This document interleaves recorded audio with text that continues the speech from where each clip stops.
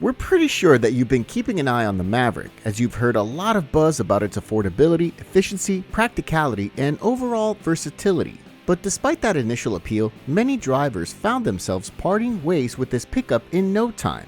If you're wondering what's wrong, here are 6 reasons why drivers are selling the Ford Maverick after only 5,000 miles.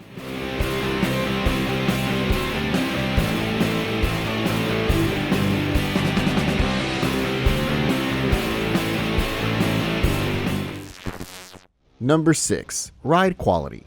On paper, the Maverick looks like an amazing pickup to drive. A peppy, optional engine, McPherson strut at the front, multi-link on the rear end. But as soon as buyers get their pickup, they realize that things are a little bit different in reality. First of all, that Turbo 4 is not exactly the most refined powertrain around. Rough idle, in combination with more vibration than expected under heavy acceleration, makes the Maverick a bit of a letdown. But the thing is that engine refinement is the least concern. What's more problematic is the suspension setup. The aforementioned components promise a nice blend of comfort and sportiness, but none of the aspects are particularly great. The Maverick suspension is firm and the ride feels choppy on less than perfect roads, while many owners also felt disappointment with excessive mid-corner bumps due to the stiff suspension setup. Then there's the steering and handling, where the Maverick feels more like a traditional truck. There's not much benefit from the fact that this pickup rides on a car-based unibody chassis. It may be because of the high center of gravity. The Maverick brings a significant amount of body roll, especially when compared to the Hyundai Santa Cruz. The steering feel is a bit of a letdown as well, as there isn't much feedback coming from the road. Still, not all things about Maverick's comfort and ride quality are bad. For example, the sound insulation is surprisingly good, even at highway speeds. Number 5. Small cargo bed.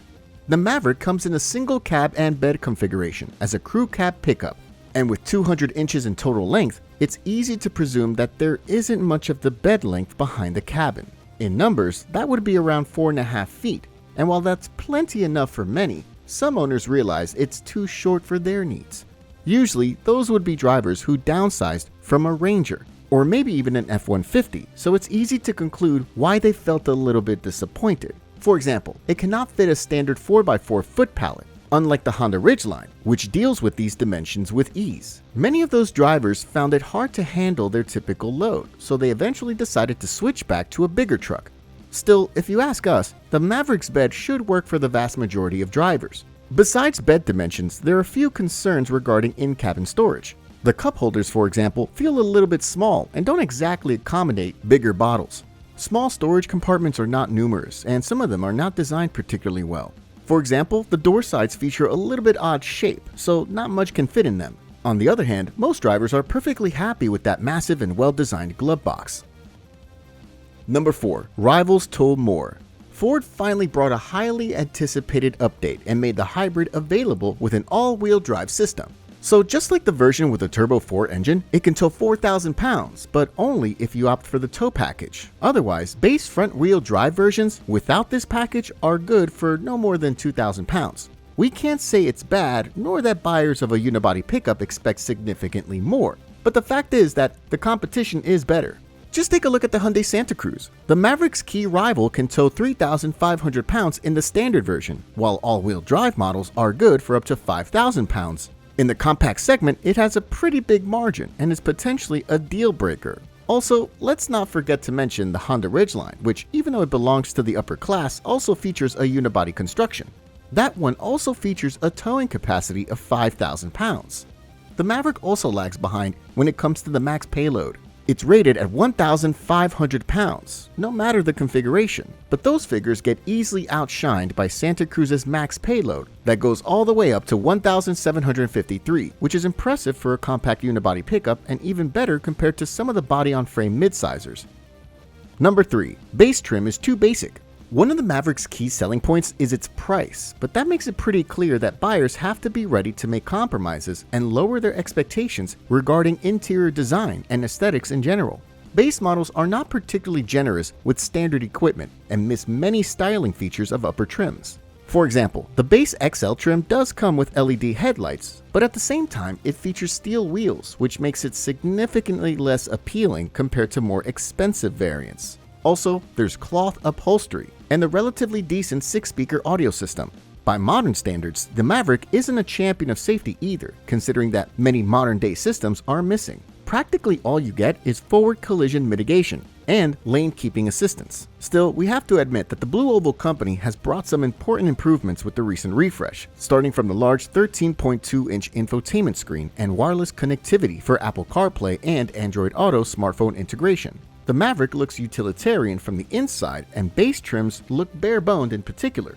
Most of the cabin is wrapped with cheap plastics and other low-rent materials, which definitely contribute to the low-buck feel. Also, many drivers felt a big disappointment when they realized that the driver's seat and steering wheel are not particularly generous with the adjustability range, while the rear seats are relatively tight and not an ideal choice for longer journeys. Number 2. Reliability concerns. The moment the Maverick was launched, it brought reliability concerns, with some of the issues occurring at very low mileage. Ford already issued a couple of recalls, but some things went under the radar as well. One way or another, these problems made many owners replace their Maverick with some other, more reliable vehicle. Early hybrids were recalled for potential fire issues, while the brakes turned out to be quite problematic in some cases, especially when the eco mode was engaged.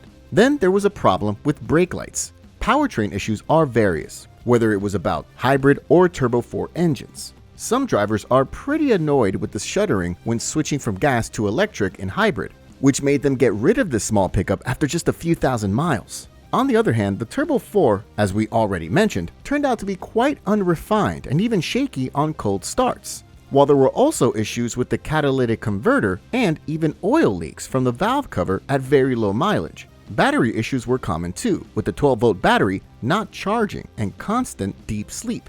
Check engine lights also became a thing associated with the Maverick, and that would occur at very low mileage too. One Reddit user reported a check engine light after just 1,100 miles on the clock, and this isn't an isolated case. The worst thing of all is that these check engine lights would appear, but the diagnostic would show no error, which once again left owners frustrated. Number 1. Build quality concerns. We don't expect to see some spectacular fit and finish at this price range. After all, the Maverick is the cheapest pickup on the market, but still, some aspects of the build quality are beyond disappointing and cannot be justified with the model's affordable price.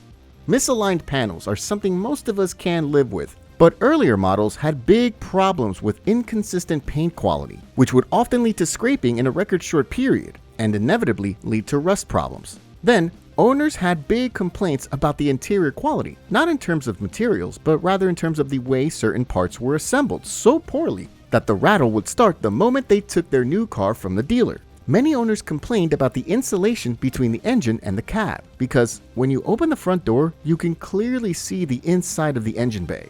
Others complained about fender liners because they collect dirt, salt, and other things that can only accelerate corrosion in hard-to-reach spaces like pinch welds. The same problem is on the rear end, where there are also unprotected, hard-to-reach areas that serve as perfect collectors of dirt and salt. On the inside, poorly assembled headliners come to mind first, while some owners even mention that the steering wheel upholstery is torn and not fitted particularly well, so you can easily see into the column all the way to the engine bay. But general fit and finish concerns aren't the biggest reason why many drivers got rid of their Maverick. This pickup had big build quality issues with rear seat belts and the way they were assembled, and we're not talking about difficulties in latching or retractor issues, which can be quite annoying. This is a safety concern in the way that buckles are loose and poorly mounted, which leads to reduced functionality and compromises safety. With a crew cab body, the Maverick is often perceived as a practical and efficient family hauler, so this turned out to be a pretty good reason to dump it. Thanks for watching, and see you next time.